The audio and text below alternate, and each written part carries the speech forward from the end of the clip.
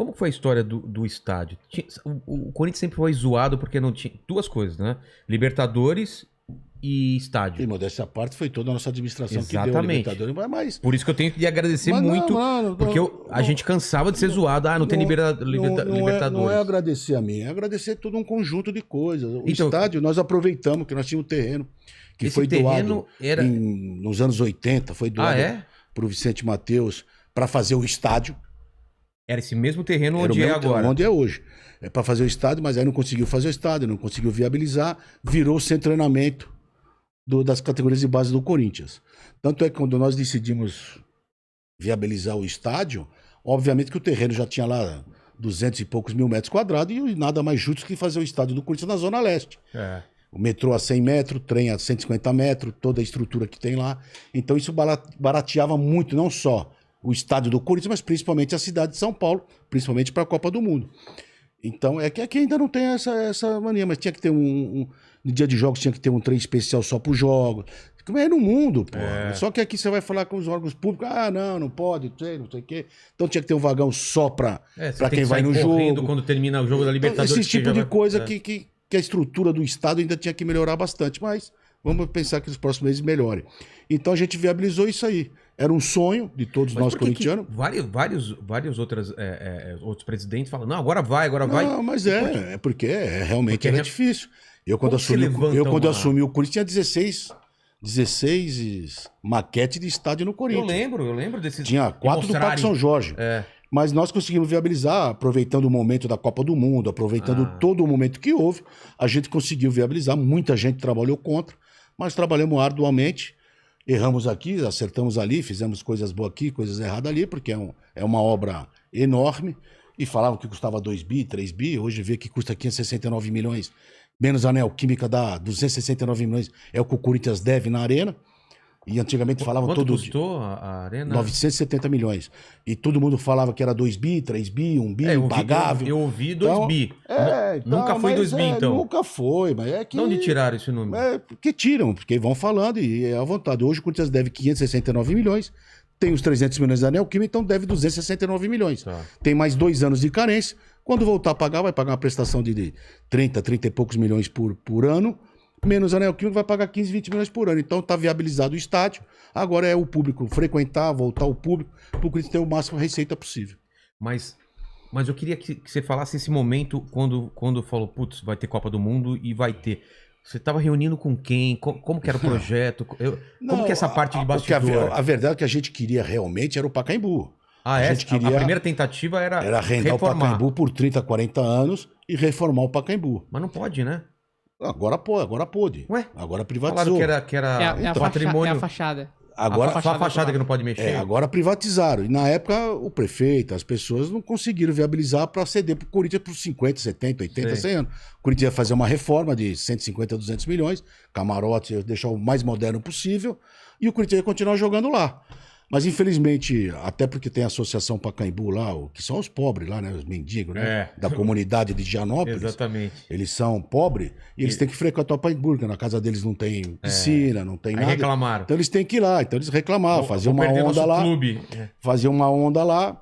Quem devia pagar a manutenção do Pacaembu eram eles. Mas não conseguimos.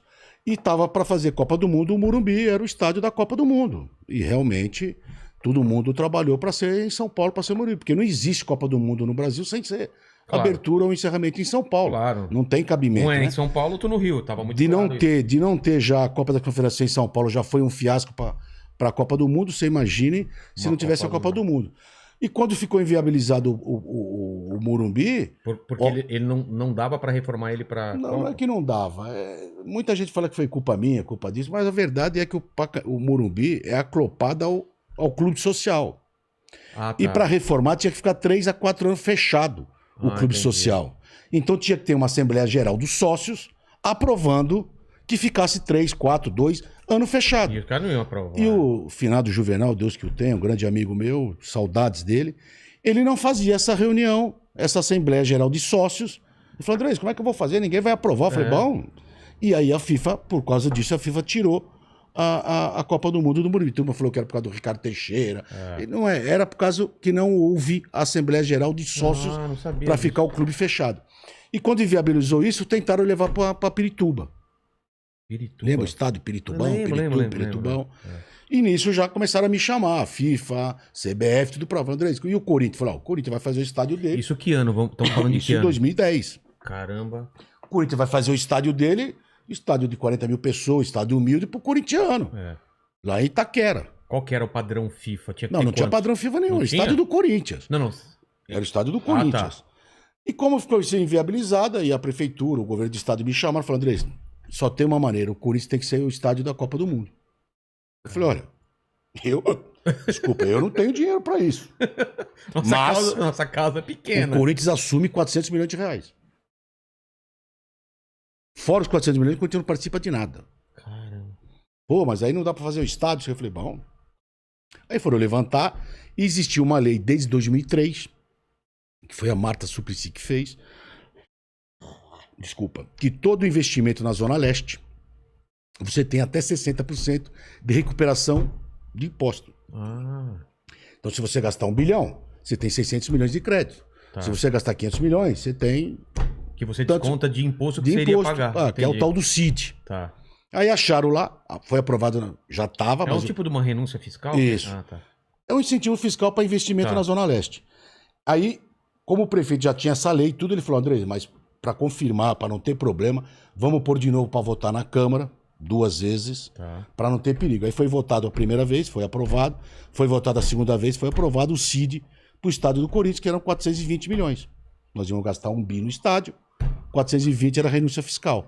Então, os 420 de CID, que a gente ia vender no mercado, faz o excedente da obra e os 400 milhões o Corinthians assume. Tá. O Corinthians foi no BNDES, no pré-Copa, junto ao Odebrecht, e conseguiu um empréstimo de 400 milhões de reais. Esse é o Corinthians que tem que pagar. Tá.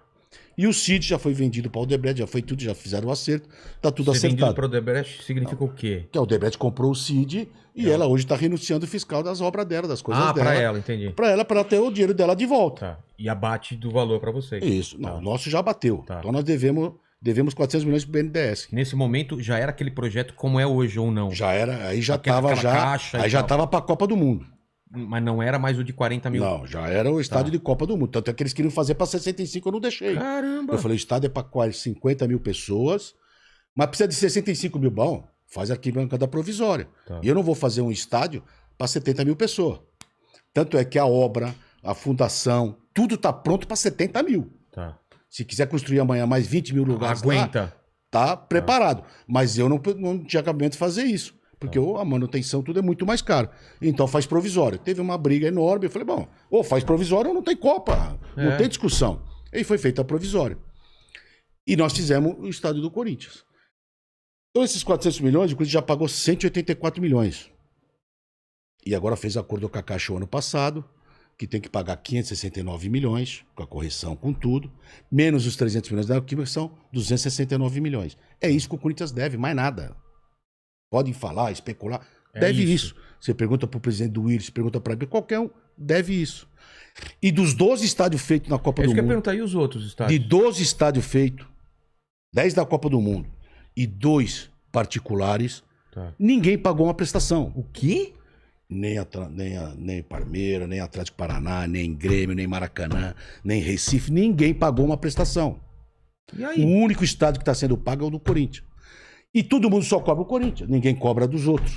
Ninguém, então, não está se pagando nada. O Zé Mané aí do Paulo Guedes, esse ministrinho de meia tigela aí, ele tem que cobrar o Maracanã, cobrar Recife, cobrar Bahia, Manaus, e não o Corinthians, que ele falou que o presidente Lula deu um estádio pro Corinthians. Mal sabe, ele é tão incompetente que ele não sabe que o Corinthians já tinha pago quase 200 milhões de reais, que o Corinthians tem um acerto com a Caixa, que o Corinthians está pagando suas prestações, que o Corinthians está tudo certo, mas faz parte da política, e infelizmente hoje que eu te falei, cada um fala o que quer, e você é obrigado a ouvir aquilo que você não quer. E vários estádios disparados, quase não tem jogo. Não, isso é um outro problema. Isso é um outro problema. Mas eu acho que o governo brasileiro tem que sair cobrando